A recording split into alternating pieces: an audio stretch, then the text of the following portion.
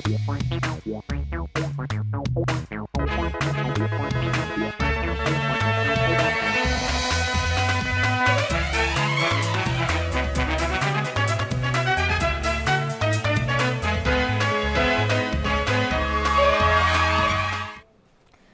मेरा नाम है जयंती झा और आप देख रहे हैं राष्ट्रीय समाचार। पहले बिना देर के एक नजर डालते हैं हेडलाइंस पर। महिला दिवस पर शक्ति वॉक में शामिल हुई रेखा गुप्ता। इंडिया गेट से विजय चौक तक शक्ति वॉक का आयोजन। महिला सुरक्षा और सशक्तिकरण का लिया संकल्प।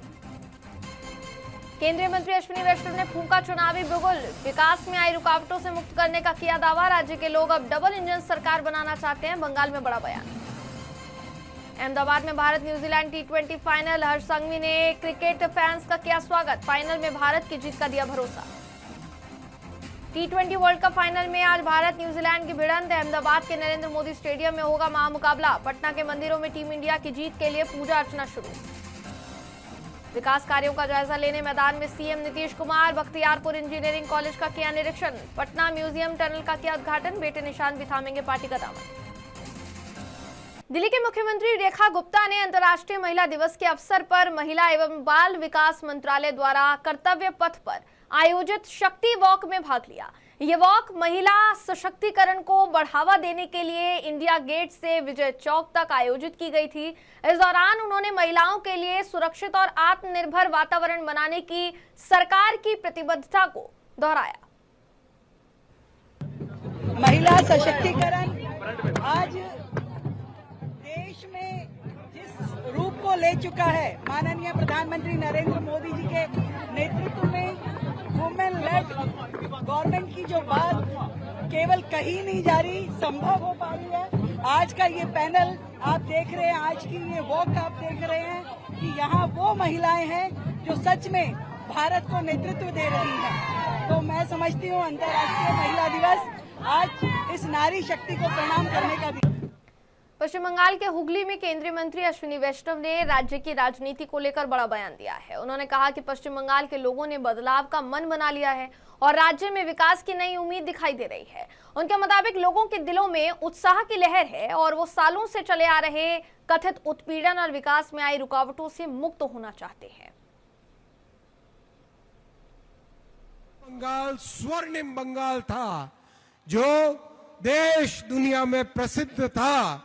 देश भर से, दुनिया भर से लोग बंगाल में आके काम के लिए आते थे।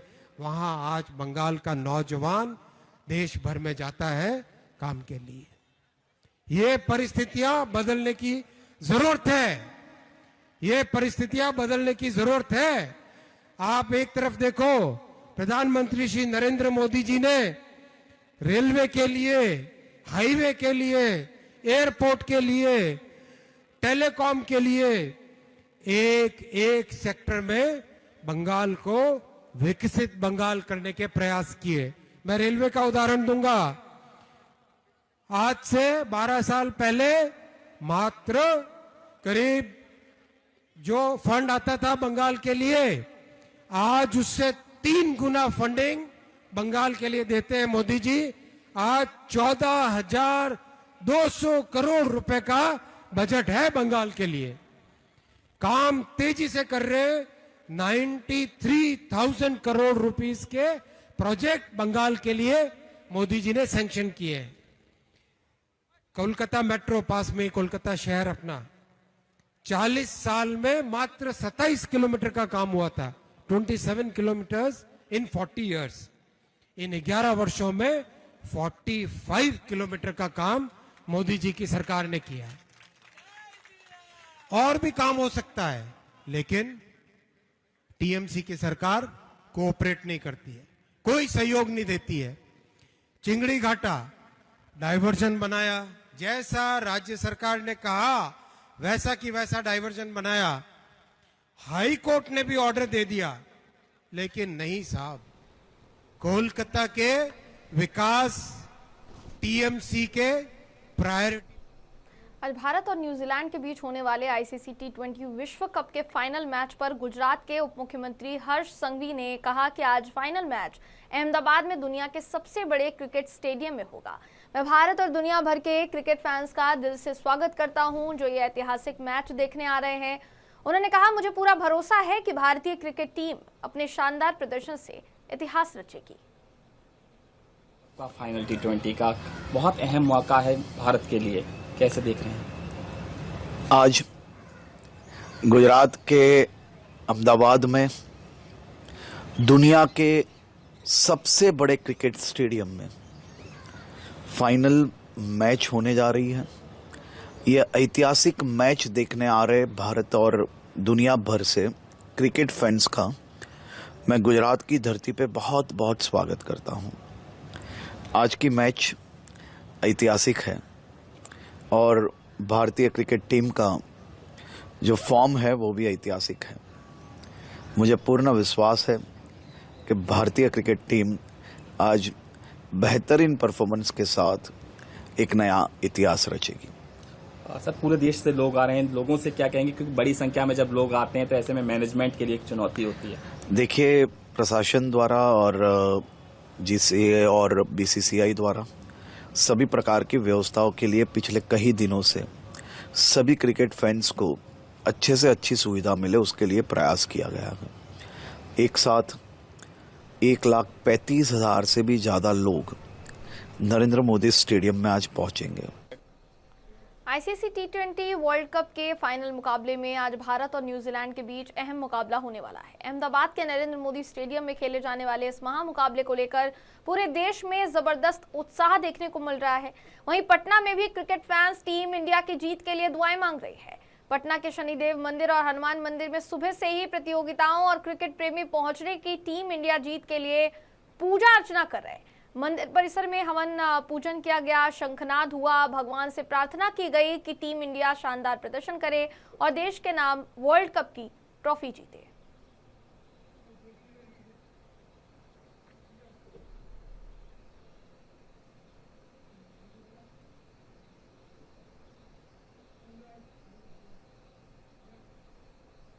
और एक बड़ी खबर आपको बता दें कि पटना में अब सियासी हलचल तेज हो गई है। खास तौर पर जदयू कार्यालय में इस वक्त हलचल का माहौल है और ज्यादा जानकारी के लिए हमारे साथ फोन लाइन पर जुड़ रहे हैं विवेक।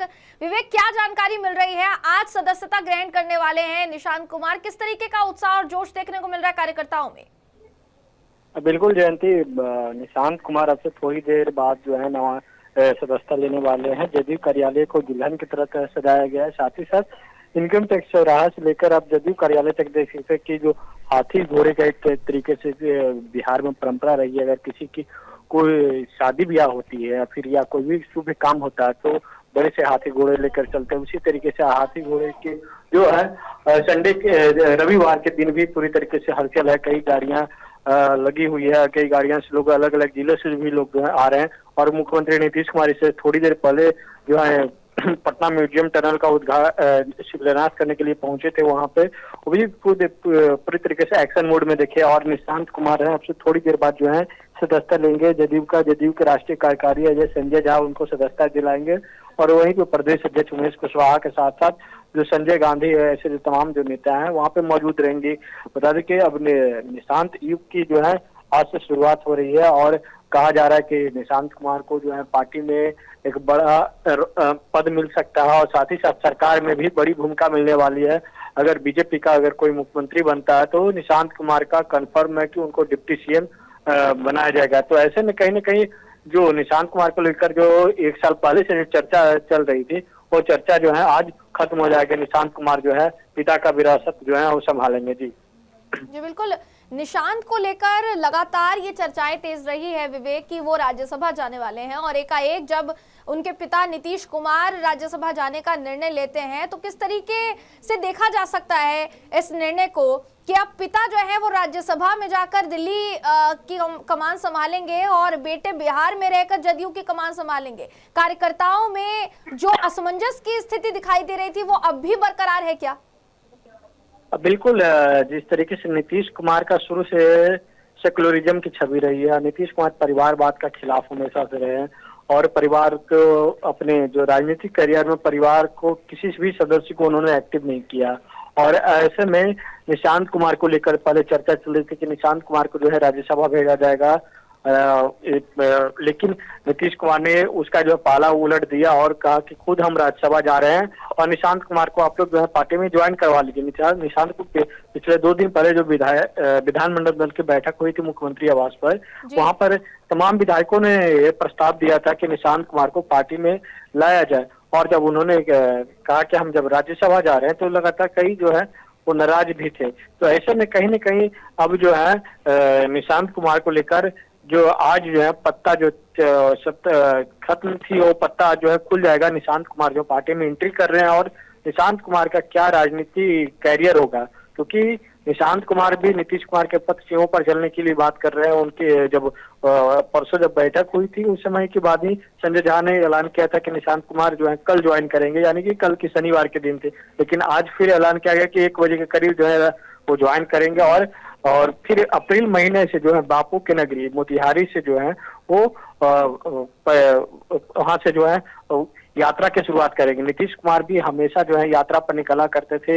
जब भी उनकी सरकार जो लगातार 20 सालों से सरकार चल रही है, जब भी सरकार के जनवरी या फरवरी महीने में हमेशा यात्रा पर निकला करते थे, पूरे बिहार का भ्रमण करते थे। जहाँ कमियां थी, जहाँ कुछ भी दिक्कत होती थी, वहां पे अधिकारियों को फटकार लगाते थे और कहते थे कि इसको जल्द से जल्द पूरा करें। और आज भी नीतीश कुमार इसी तरीके से अधिकारियों को फटकार लगाते दिखे और 2 जगह जो है निरीक्षण के, पटना म्यूजियम और बिहार म्यूजियम का जो टनल बन रहा है उस टनल का निरीक्षण किया और अधिकारियों को निर्देश दिया कि जल्द से जल्द इसको पूरा करें। और इसके साथ ही साथ जो अधिकारियों के लिए एक आवास बन रहा था उस आवास का भी उन्होंने निरीक्षण किया और कहा कि एक आखिरी सवाल विवेक जरूर होगा यहाँ पर कि निशांत के लिए जिम्मेदारियां किस कदर बढ़ने वाली है, क्योंकि अभी तक नीतीश थे तो एक तरीके से कार्यकर्ताओं में संतोष था कि बेशक कुछ हो जाए। नीतीश को लेकर जो खबरें सामने आई कि उनका स्वास्थ्य ठीक नहीं है, उसको लेकर भी हमेशा ही कार्यकर्ता जो है वो पॉजिटिव ही रहे हैं, सकारात्मक ही रहे हैं कि कम से कम नीतीश है तो सब संभाल लेंगे। लेकिन अब नीतीश दिल्ली की तरफ रुख कर रहे हैं, अब बेटे की बारी है जिनका राजनीतिक अनुभव फिलहाल कुछ नहीं है सिवाय बिहार के मुख्यमंत्री के बेटे होने के अलावा। क्या उनके सामने चुनौतियां आने वाली है और इस तरीके की कैपेबिलिटी जो है निशांत में, क्या वो दिखाई दे रही है कि अब पिता की जो विरासत है उसको संभाल पाएंगे निशांत? बिल्कुल, पिता की विरासत को तो लगातार वो कह रहे थे कि हम जदयू में ज्वाइन नहीं करेंगे और हम पिता के जिन्होंने पिता ने जिन्होंने काम किया उस काम को हर एक लोगों के पास हम जाएंगे और उसको गिनाएंगे। चुनाव के समय भी आपने देखा कि चुनाव के समय भी लगातार उनकी योजनाओं को बखान कर रहे थे, लोगों के बीच जा रहे थे।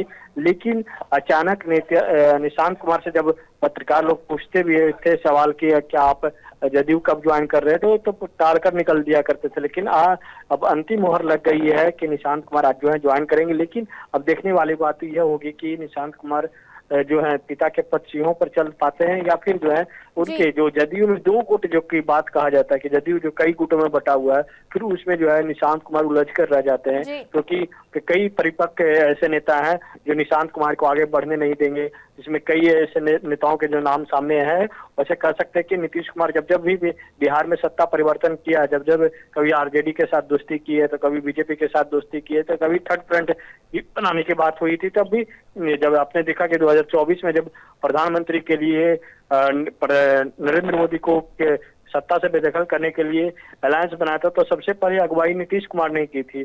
और नीतीश कुमार के रहते हुए पूरी तरीके से जो है बिहार की जो सरकार थी और साथ ही साथ जदयू पार्टी तो एक भी गुट में नहीं बटा हुआ था। लेकिन अब नीतीश कुमार को राज्यसभा में एक्टिव होते ही जो जदयू जो है कई खेमों में बढ़ जाएगी और निशांत कुमार इसमें देखना होगा निशांत कुमार किस तरीके से समझा उसको जो है लेकर चलते हैं, क्योंकि निशांत कुमार में उस तरीके से कैपेबिलिटी है नहीं कि वो जो है पार्टी को लेकर चलेंगे, क्योंकि पार्टी का उनके पास अनुभव नहीं है, कभी वो राजनीतिक में सक्रिय नहीं रहे और साथ ही साथ नीतीश कुमार ने उनको कभी सक्रिय रहने नहीं दिए कि आप जो है आप इस राजनीतिक में अपना जो है पैर रखे। लेकिन अब देखने वाली बात यह होगी कि जब नीतीश कुमार जो है रिजाइन देते हैं उसके बाद निशांत कुमार का क्या भूमिका होती है, क्या कर्पूरी ठाकुर के बेटे जो अभी रामनाथ ठाकुर हैं क्या उनके तरह ही जो है निशांत कुमार का जो है कद रहता है। जी बहुत बहुत धन्यवाद विवेक इस पूरे मामले पर ज्यादा जानकारी के लिए। और जैसा आपने देखा कि यहाँ साफ तौर पर अब निशांत जो है वो पार्टी की सदस्यता ग्रहण करने वाले हैं। आगे चलकर जदयू की कमान किस तरह से वो अपने हाथ में लेंगे, ये सबसे जरूरी हो जाएगा। वहीं दूसरी तरफ कार्यकर्ताओं में जो असंतोष की भावना नजर आ रही है, उसे कैसे शांत करवा पाएंगे निशांत, ये अब देखने वाली बात होगी। मुख्यमंत्री नीतीश कुमार अपने कार्यकाल में किए गए विकास कार्यों का लगातार निरीक्षण कर रहे हैं। इसी कड़ी में बख्तियारपुर स्थित बख्तियारपुर इंजीनियरिंग कॉलेज वो पहुंचे, जहां कॉलेज परिसर और वहां चल रही व्यवस्थाओं का आयोजन लिया। वहीं पटना में स्थित बिहार म्यूजियम के टनल का मुख्यमंत्री उद्घाटन करने वाले हैं। इस टनल परियोजना को राजधानी के प्रमुख इंफ्रास्ट्रक्चर से जोड़ा जा रहा है। इसके साथ ही मुख्यमंत्री की पार्टी के लिए भी काफी अहम इसे माना जा रहा है। चर्चा यह है कि उनके बेटे निशांत कुमार औपचारिक तौर पर पार्टी का दामन थामने वाले हैं, जिसे बिहार की राजनीति में एक बड़े संकेत के तौर पर देखा जा रहा है। नीतीश कुमार अपने कार्यकाल के दौरान किए गए कार्यों का जो है निरीक्षण लगातार कर रहे हैं। कल उन्होंने बख्तियारपुर जाकर इंजीनियरिंग कॉलेज का निरीक्षण किया और आज जो है पटना म्यूजियम के पास जो बन रहे टनल का उद्घाटन करने के लिए हैं मुख्यमंत्री नीतीश कुमार थोड़ी देर में पहुंचेंगे यहाँ पे।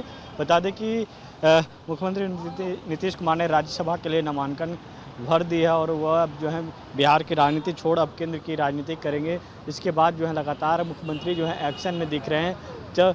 यह एक्शन आज नहीं, इससे पहले भी जब सरकार बनी मुख्यमंत्री नीतीश कुमार ने 10वीं बार शपथ लिए, उस समय भी लगातार वह एक्शन में दिख रहे थे और आज भी पूरी तरीके से एक्शन मोड में दिख रहा है। थोड़ी देर में यहाँ पे पहुँचेंगे, उसके बाद टनल का जो है उद्घाटन किया जाएगा। जो ये पटना म्यूजियम है, म्यूजियम में ये नीतीश कुमार के कार्यकाल के ही दौरान जो है ये म्यूजियम को निर्माण किया गया है और ऐसे में लेकर आज जो दिन है काफ़ी खास माना जा रहा है, क्योंकि आज मुख्यमंत्री नीतीश कुमार के जो बेटे निशांत कुमार हैं वो भी आज जो है पार्टी का दामन थामेंगे और नीतीश कुमार का उत्तराधिकारी के रूप में जो है पार्टी का जो आगे का जो कमान है वो संभालेंगे और पार्टी को नई दिशा की ओर ले जाएंगे। और ऐसे में जो मुख्यमंत्री नीतीश कुमार के कार्यकाल के दौरान जो तमाम जो किए गए कार्यों का जो है वो खुद जो है निरीक्षण करने के लिए पहुँच रहे हैं। 70,000 करोड़ की लागत से जो है ये जो करीब जो है टनल है जो बन रहा था और इसका जो है आज उद्घाटन करेंगे। उसके बाद जो है तमाम जगह जो है निरीक्षण करने के लिए जो विकास कार्यों का जो है लगातार जायजा ले रहे हैं। और ऐसे में कहीं ना कहीं कह सकते हैं कि मुख्यमंत्री नीतीश कुमार जो सीमांचल दौरे पर भी निकलने वाले थे 13 तारीख को, वो भी जो है दौरा पर निकलेंगे। यानी कि कह सकते हैं कि अपने राज्यसभा के जो वोटिंग है या फिर जो उसका परिणाम आने के बाद या फिर शपथ जब राज्यसभा के सदस्य शपथ लेंगे उससे पहले जो है नीतीश कुमार अपने कार्यकाल के दौरान किए गए तमाम कार्यों को जो है लगातार निरीक्षण करने के लिए पहुंच रहे हैं, लगातार उसका जायजा ले रहे हैं। जहां कमी है उसको अधिकारियों को निर्देश दे रहे हैं कि उसको दूर करें और उसको जल्द निदान करें। तो अब से थोड़ी देर बाद यहाँ पे जो मुख्यमंत्री नीतीश कुमार पहुँचेंगे, उसके बाद जो देखने वाली बात यह होगी उनकी बॉडी लैंग्वेज क्या होती है और किस तरीके से आज निशांत कुमार को लेकर वो जो है निर्णय लेते हैं। कैमरा पर्सन विकास चौधरी, विक्रंजन, राष्ट्रीय समाचार, पटना। झांसी पहुंचे प्रदेश के डिप्टी सीएम ब्रजेश पाठक स्वामी अभिमुक्तेश्वरानंद की धर्म युद्ध यात्रा के सवाल से कन्नी काटते हुए नजर आए। उन्होंने जवाब को टालते हुए कह दिया कि सनातन संस्कृति में हम सबका सम्मान करते हैं, समाज में कहीं कोई भावना न पनपे, हम सभी को साथ लेकर चलते हैं, हम जन जन को जोड़कर चलते हैं। वहीं अखिलेश यादव द्वारा योगी सरकार पर प्रदेश का बेड़ा गर्क करने का सवाल भी किया गया उनसे। अखिलेश यादव, उनके पिताजी 4 बार सरकार में रहे, तब का आंकड़ा देखिए, ये कहते हुए ब्रजेश पाठक नजर आए हैं। उनका पूरा बयान आपको सुनाते, सुनिए। हम सभी का सम्मान करते हैं और समाज में कहीं कोई ऐसी भावना न पनपे, हम सबको साथ लेकर के चलते हैं। हमारा सबका साथ सबका विकास, सबके विश्वास के आधार पर हम जन जन को जोड़ करके चलते हैं। क्या लग रहा है कि विपक्ष से कुछ ज़्यादा राजनीति कर रहा है उनको लेकर के, ये खेल रहे हैं विपक्ष के इशारे पर? देखिए, भारतीय जनता पार्टी सबका साथ सबका विकास सबके विश्वास के आधार पर जन जन को साथ लेकर के चलती है। अखिलेश जी कह रहा है कि भाजपा ने प्रदेश को बर्बादी में धकेल दिया। अखिलेश यादव से पूछो, 4 बार उनकी पिताजी की और उनकी सरकार मिला करके रही है। उस समय का जरा आंकड़ा देखिए, आप भी खुद जरा आकलन करिए। आप पत्रकार मित्र हैं, आप आकलन करेंगे। प्रदेश को गुंडा राज से मुक्ति दिलाने का काम भारतीय जनता पार्टी की सरकार ने किया। फिलहाल खबरों में बस इतना ही। खबरों का सिलसिला यूं ही जारी रहेगा। देश और दुनिया की तमाम खबरों के लिए देखते रहिए राष्ट्रीय समाचार।